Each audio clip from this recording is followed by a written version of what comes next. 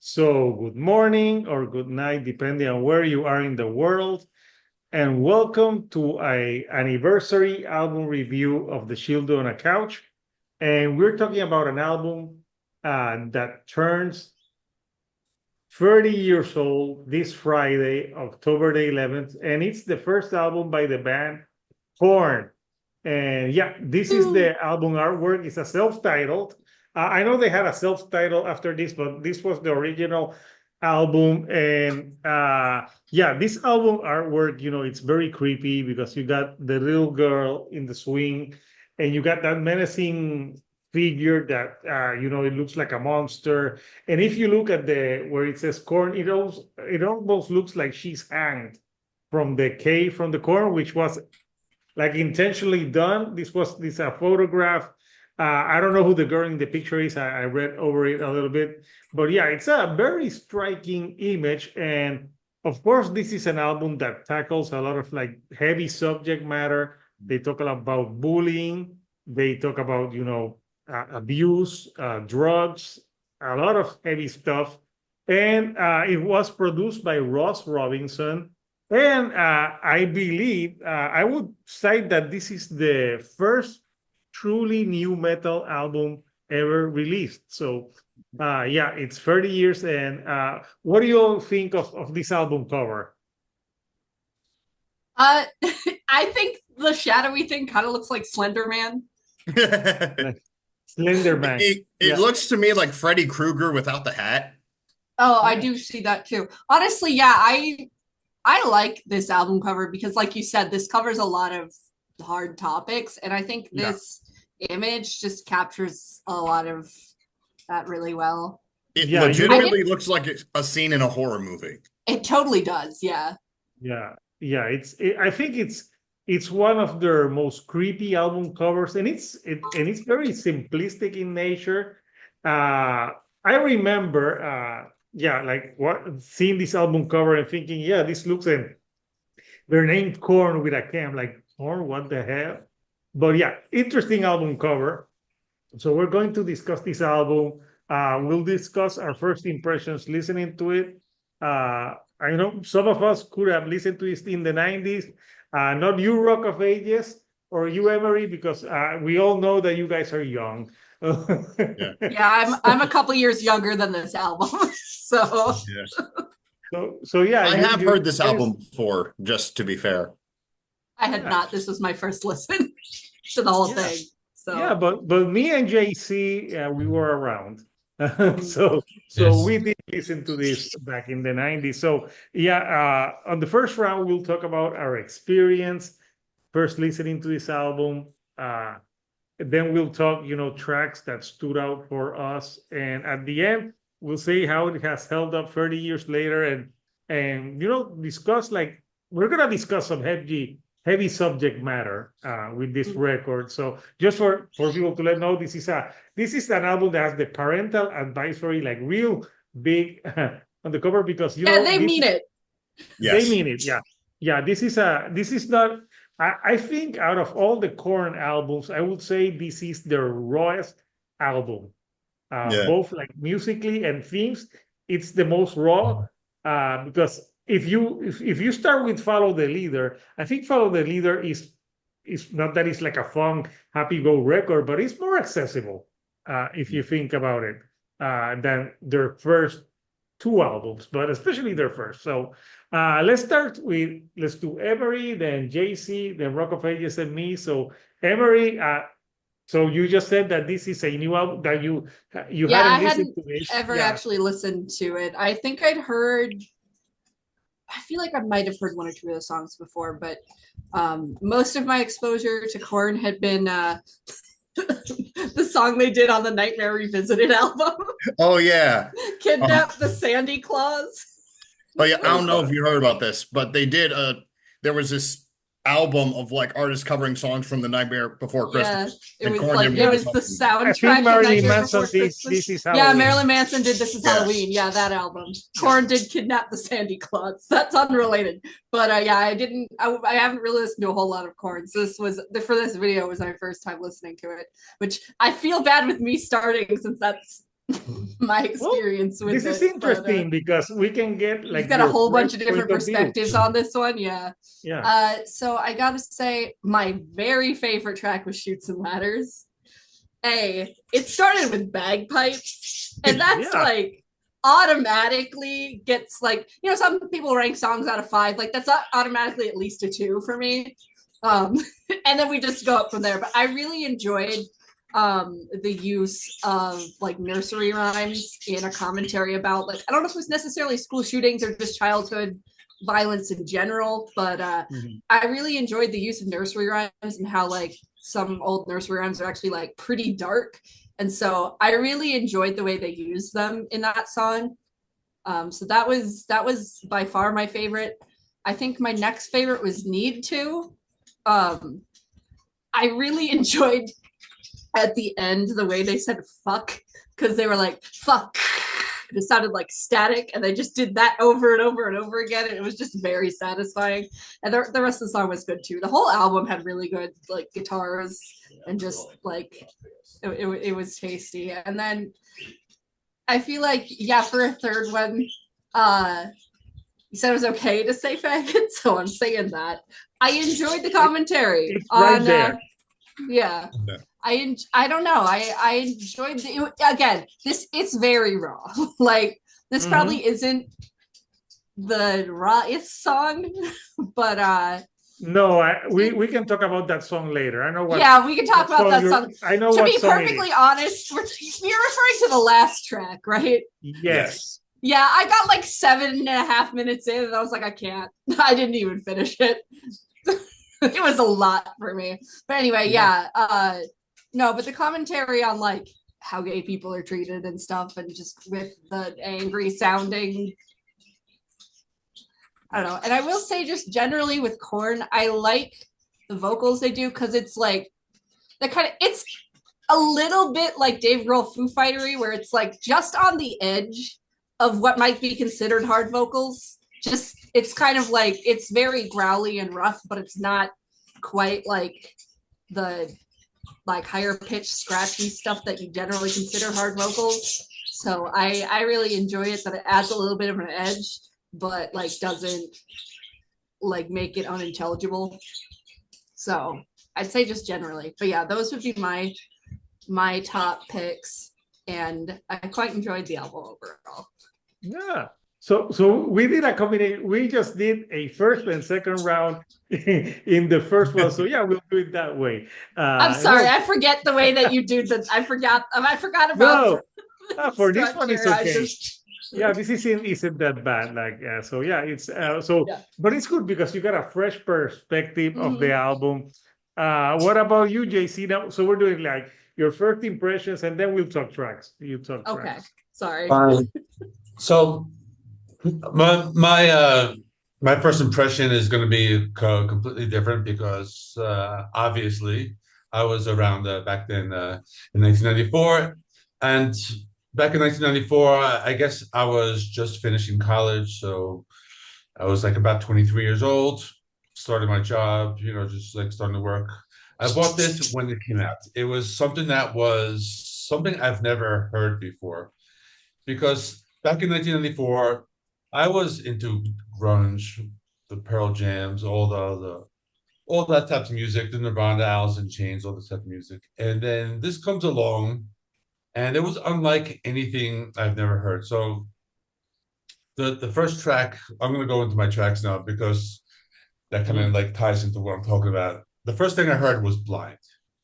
Now, this is a really great song because you hear just a drum beat, and it's like, and you wonder like what's going on, and then you just hear like these sounds, like they're playing like it was the guitar player who was actually Brian Head Welch was in the guitar, and James Monkey Schaefer, they were the guitar player, and they're playing these like notes, they're down tuned, and it just sounds like I've never heard like sounds like that before, like sounded completely different. And then they're playing the bass guitar, who was Fieldy at the time, and it's just right up front, which is something that I'm used to like listening to metal where like the bass guitar is kind of like in the back or kind of like matches the guitar, and the bass guitar is playing something completely different, and like they're building up to something, and then Jonathan Davis comes in with that iconic, the "Are you ready?" Like that part is really great, and it's just such an awesome song, and I just loved it right from the start because it was something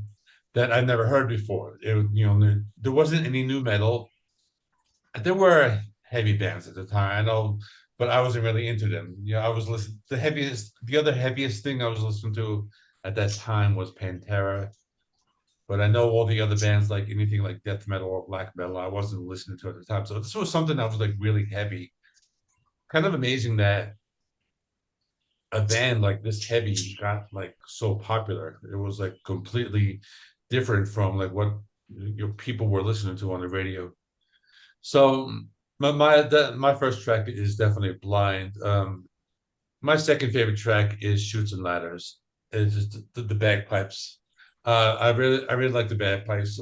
We had a video with Chili, and he was talking about how remember he was talking about bagpipes, saying that only AC/DC can do bagpipes, but I think he's wrong. I think Korn can pull No, off bagpipes. I think Korn really brought Yeah. it with the I forgot what video we were talking about where we were saying that like some band was doing bagpipes. It was, and it isn't that bad. So I don't remember which one it was, but I can't remember Everyone Anyway, either. should do bagpipes. Yeah. Bagpipes for all.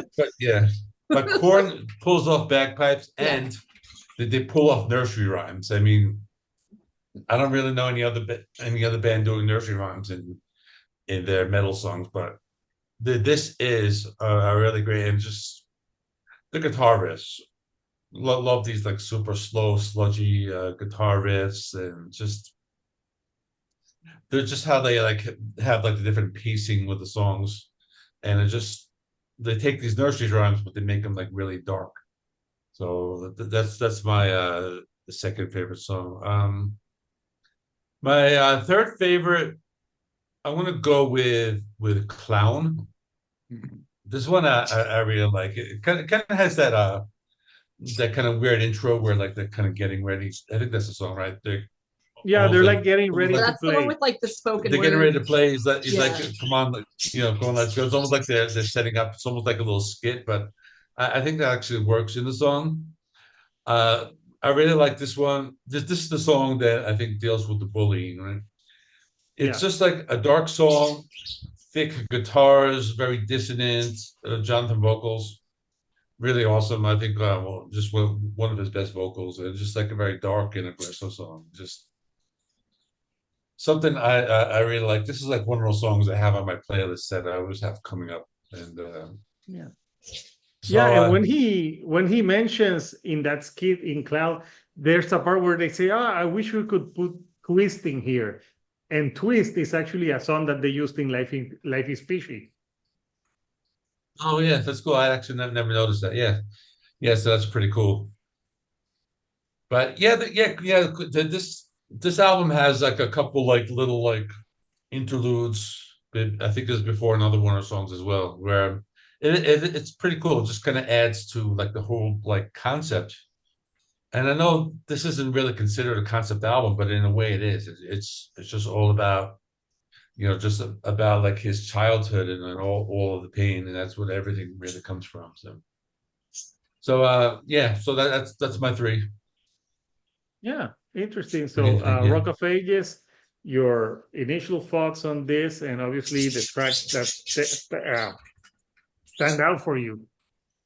Well, first of all, I have to say, it wasn't until after I asked Emery to do this that I felt a little bad because of just how dark the album was. So as a little That's how we rolled in the 90s, man.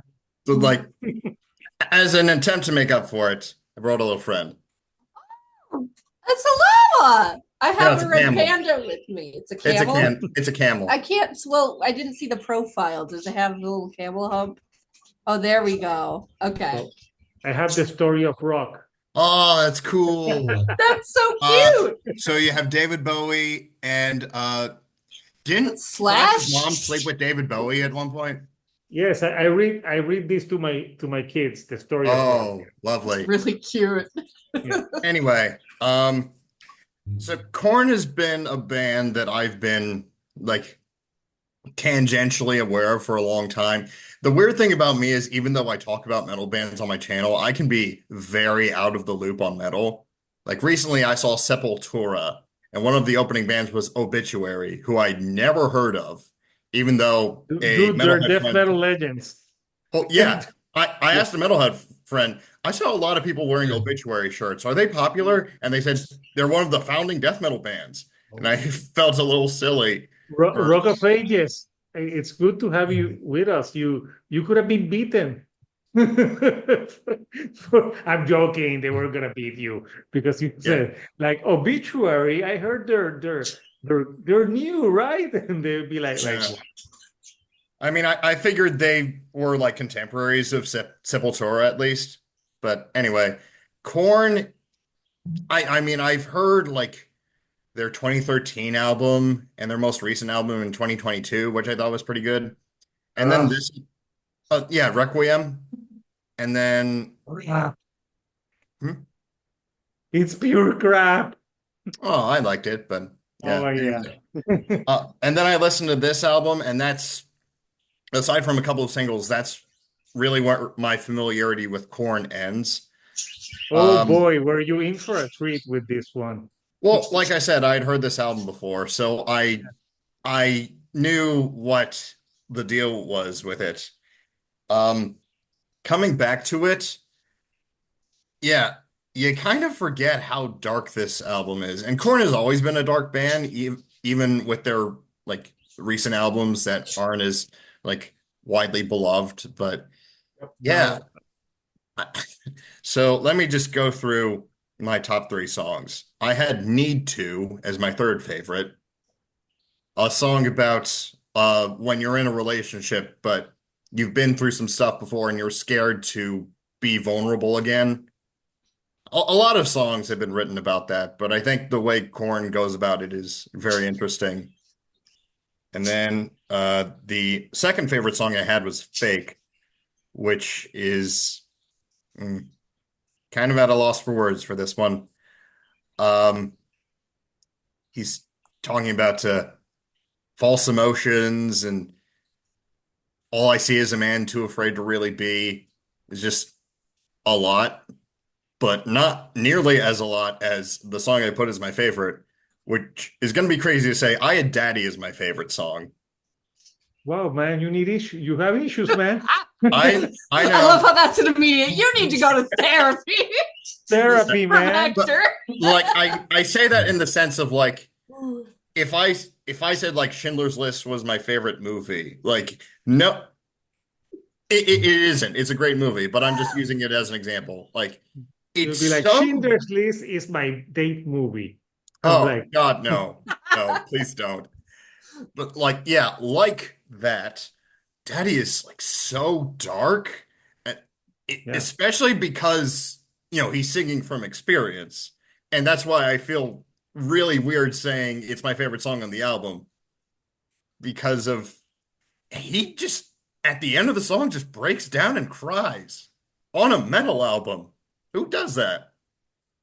Well, someone who has gone through a lot of shit I and, know, but decided to put it on tape.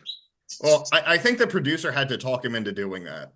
Yeah, Ross Robinson was known for pushing the envelope on bands like with Slipknot. He used to, I read that he used to throw stuff at them so they Oh, would get like more angry. Oh yeah. So yeah, That's but amazing. wow. I think this album, I don't know if this is one of the first Ross Robinson recordings, because he started. Someone in the comments tell me, but I know that this is the album that put new metal and Ross Robinson on the map. Yeah. He had worked with Concrete and the Crimson Idol, but he did produce Korn's like first demo tape. Oh yeah, and he produced Roots by Sepultura, which has Jonathan Davis on it. Yeah. Yeah. Ross Robinson is when you think of like new metal and bands, Ross Robinson is like the producer that you think of that that type of sound. So yeah, interesting that you picked Daddy. Yeah, it's not my favorite song, but yeah, like so. My first experience with this record, I didn't listen to it when it came out way in 1994. I was on a cruise, uh, and I met this American dude, and he had the album. He's like, you gotta listen to it. And I don't at that time, I don't know. I like more like I like ska, and I like more happier music. And that was like, this is The like really complete opposite. yeah, this is the complete opposite. So I did listen to I brushed it off at that time, but I did get into Korn when Follow the Leader came out. And then I bought the first two albums and I got more into them. But yeah, but I did listen to it a little bit when it came out, but got into it more like in 1997 to 1998 with the third album with Follow the Leaders when I really got into Korn and I bought their first album. So my favorite tracks from it, I think Blind is a great album opener where he goes there da, da, da, da, and when he shouts the Are You Ready? I actually saw Korn in 2003. They played in Puerto Rico and they opened with that track. And Wow. when they did that, everyone was like, I was in the pit, everyone was like fucking losing their minds. And when he goes, everyone started like bouncing. It was fucking That amazing. sounds awesome. Yeah. Yes. I Yes. bet the pits at Korn shows are legendary. Yes, it got like real tough. And they played a few tracks. They played Faggot. Yeah, I say it because they played that track. And to me, my favorite part from that song, because the word obviously is derogatory, but the way that he uses the word in this song is him talking about like he being the victim. So he's not like insulting. It's not. It's used like in a way that is pretty smart lyrics because people will just see the word. Back in the 90s, Yeah. it was a totally different culture. I mean, I that know. term was that term was actually thrown around a lot as an insult to people. I know. I called all my friends Yeah, gay all the time yeah, back in the day, and it was normal. But like everyone said, yeah. but we didn't use that word in Puerto Rico. We had a different word. Oh, I We think I called know the them one. maricón. Yeah, that's Oh, yeah, that's yeah, the word that we used in Spanish. yeah, Yeah, but yeah, we used like, but it was a different time. But we didn't say like, but the way that he used this word in this song is kind of like an empowering, in a way. And the line where he says, "I'm just a pretty boy," you wouldn't like that part. And when he shouts, "You're gonna, my something," and like it yeah. when he sang that in the concert, everyone shouted it because it's such a strong lyric. It's so strong that this album, that parental advisory sticker was well earned. Like Oh that, yeah. it was very well earned. And I think that these songs, when they put it out in 1994, it's a dark subject matter, but 30 years later, you listen to this and you still get like, I think you still like, it's like strong. And I think that's the beauty of it. It provokes emotions and conversations. I love also Shoots and Ladders because I think it was the beginning of the bagpipes. That's the first time I heard bagpipes in heavy music. Plus, Jonathan Davis, he used to use the quilts. He comes on stage with the quilts and he has the bagpipes. So yeah, it was like very different, and they really rock the bagpipe on that song, and it's such a dark song, and it's like when you listen to the nursery rhymes, yeah, they're very like dark. It's just like the same thing as like when Marilyn Manson covered "Sweet Dreams Are Made of This," Yeah. because when you listen to the lyric, you think, oh, it's so happy, but when you really listen and read the lyrics, you're like, this song is dark as fuck. So You yeah, just this reminded album. me, A Perfect Circle once did a cover of Imagine that makes it, that turns it from like this, like imagine all the people living in peace to like this like nightmarish dystopian vision. And it's really cool. That Yeah, I sounds don't know if and you've heard that cover. yeah, and Korn with this album, I think first of all they were ahead of their time, Mhm. uh, because nobody sounded like that. And yes, this is the birth of new metal, and like people think new metal, and they listen like, oh, Linkin Park. Linkin Park was bubblegum compared to this. Oh, Like compared to this, yeah.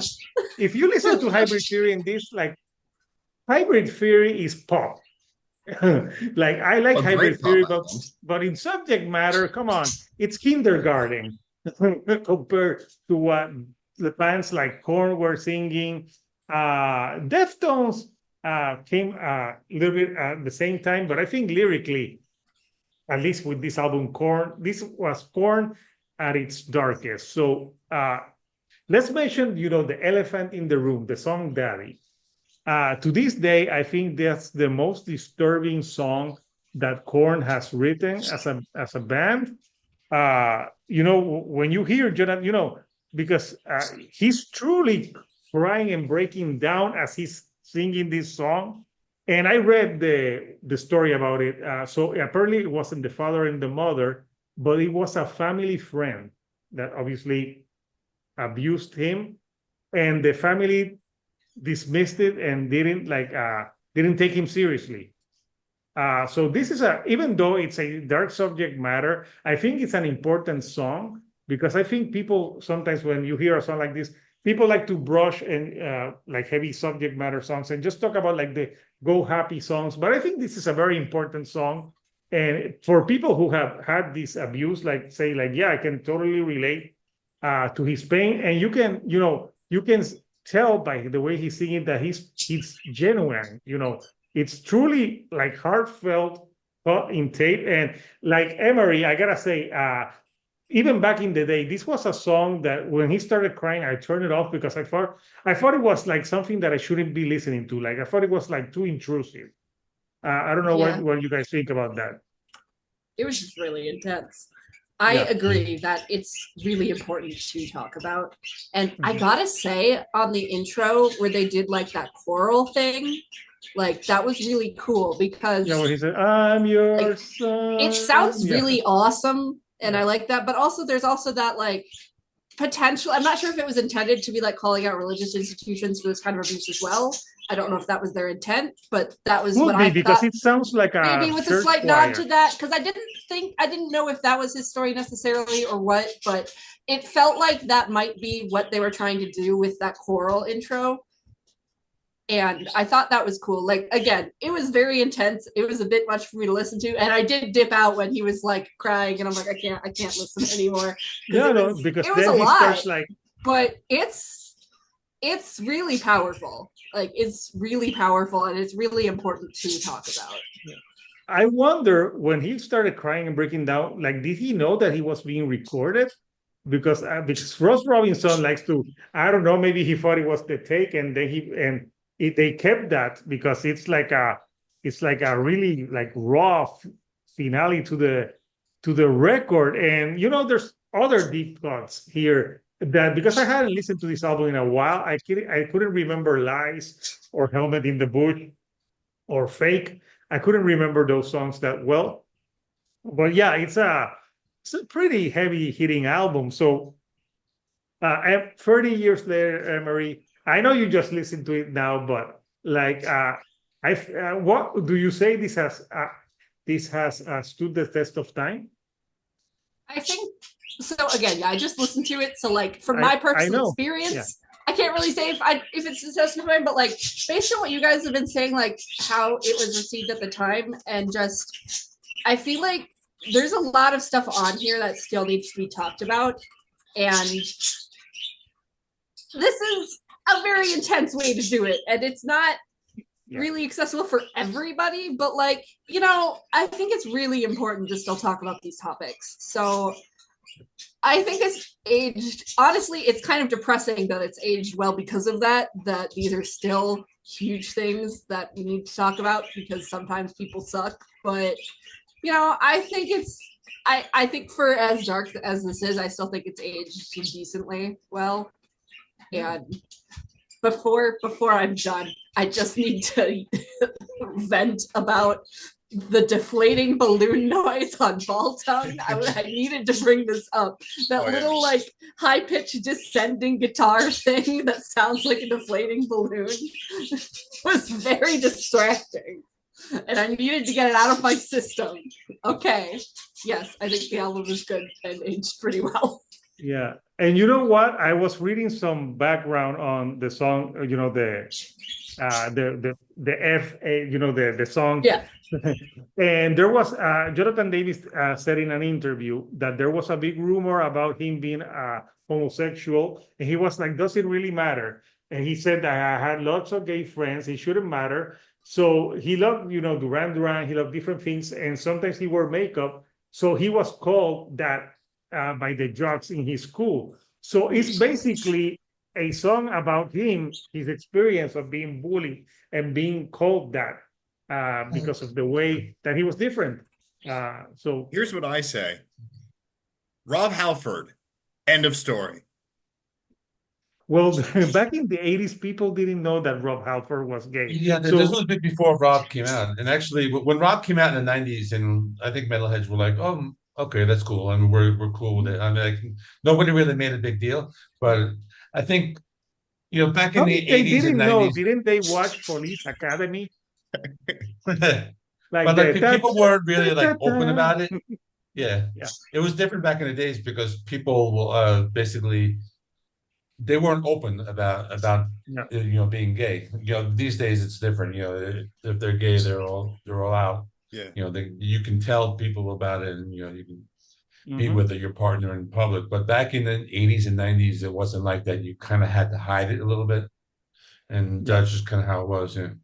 Yeah, it happened here in Puerto Rico, like with Ricky Martin.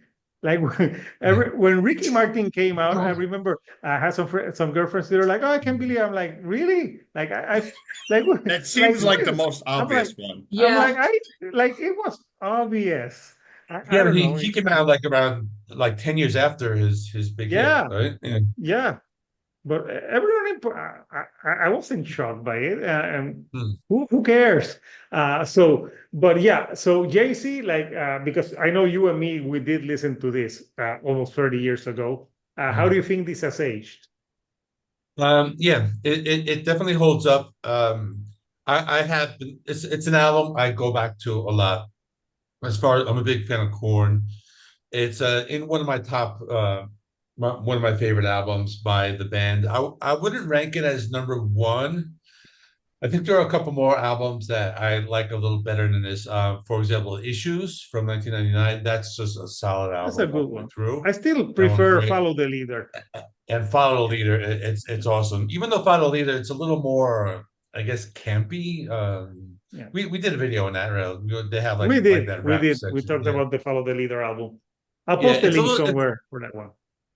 It's a little more accessible, a little more of like a fun album where they have like the as rap fun section as Korn can be.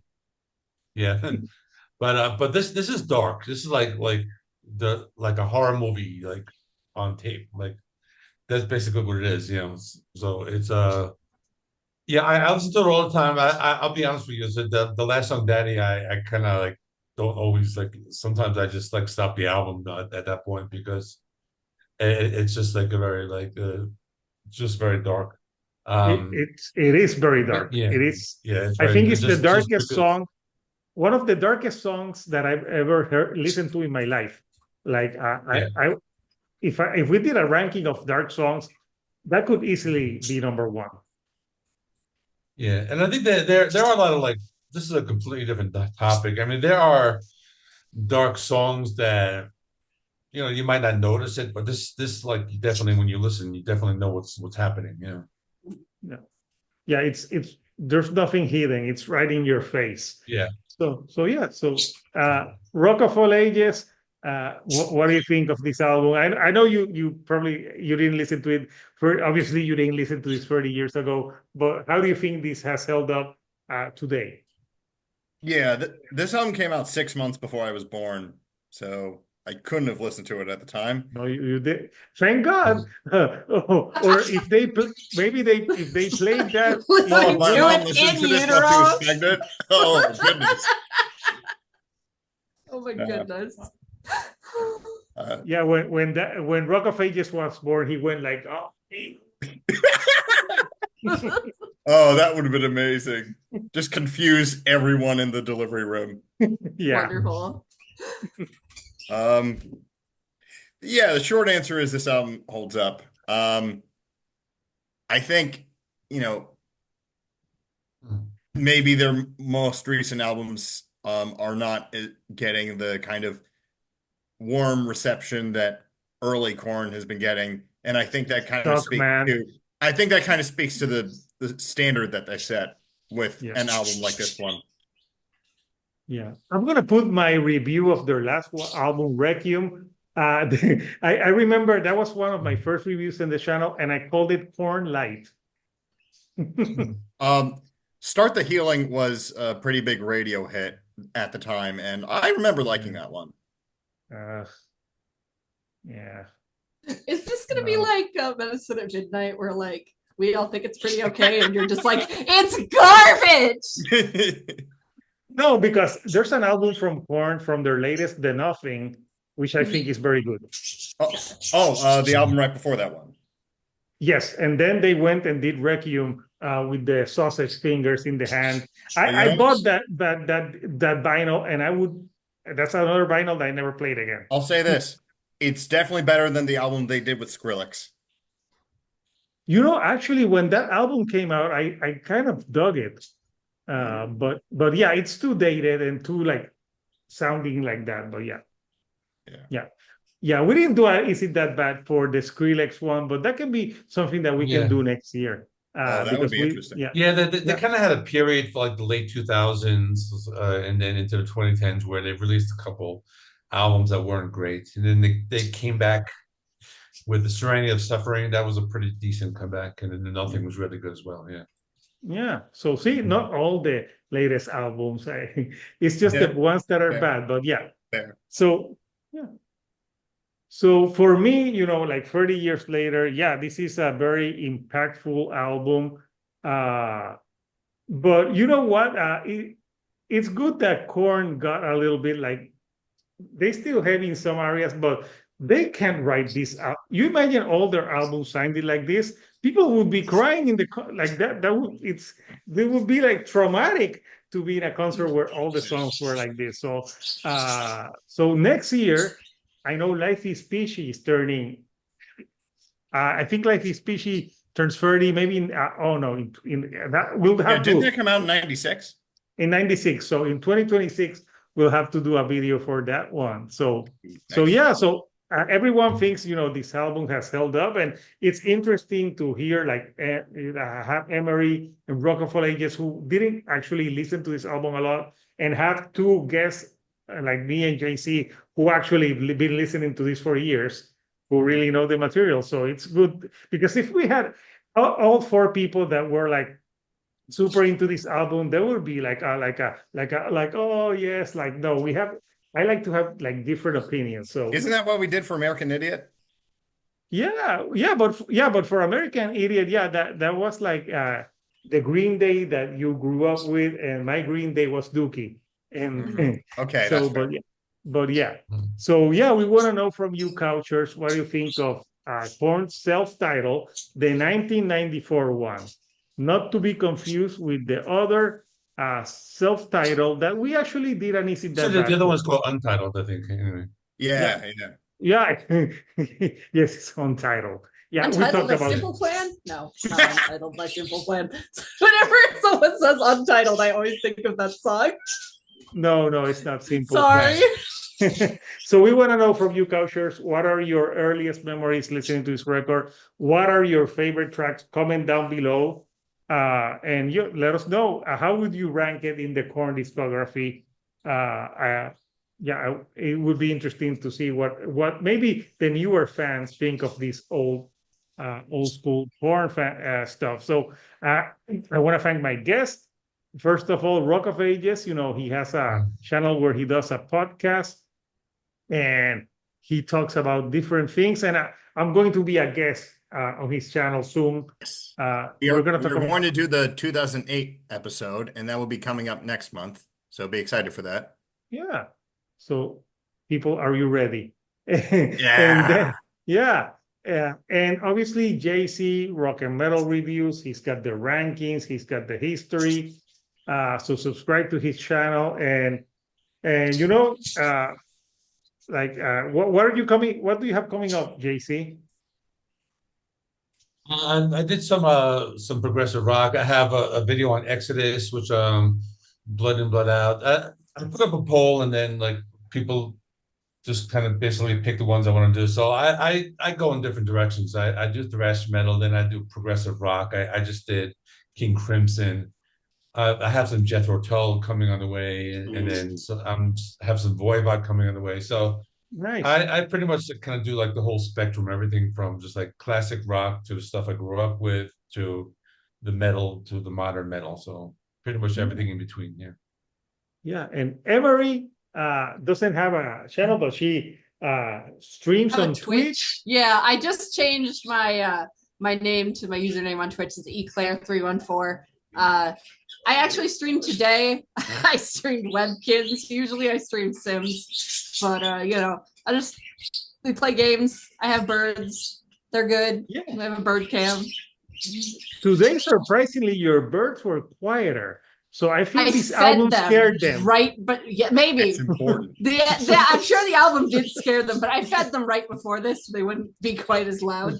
They're like, why is mommy listening to this album? I like to call myself their parent Keat. Their parent. Oh, that's a good one. Yeah. So obviously, if you haven't subscribed to me, you know I have album reviews. I interview bands. This weekend, there's a new "Is It That Bad" for the Offspring album, and also I'm gonna try to review a band called Real Friends, which is like an emo pop punk band. Really good band. So I want to talk about that album this weekend. So this weekend's gonna be like more punk and emo, and obviously this Korn video, to have the balance. And obviously, I have kids, so yes, no, I don't play this album when I'm with them. This is not an album to listen with your kids when you're in the car. It's heavy subject matter. No, So, you just play Here to Stay, Coming Undone, Freak on a Leash, just that stuff. The big radio singles. I put Linkin Park. Okay, that's fair. I put Linkin Park with the kids.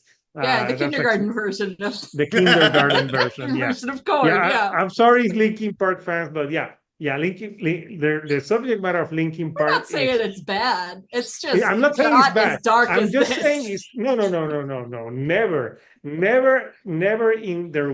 Nothing is as dark as this album. I think this is the darkest new metal record ever. Maybe comment some people below like, no, there's something darker, but this is my opinion. So please subscribe to me, and we'll see you next time. Until next time, it's Hector, the Shield Dude. I'm actually in my couch, and I'll see you right here on the couch. Thank you, and goodbye.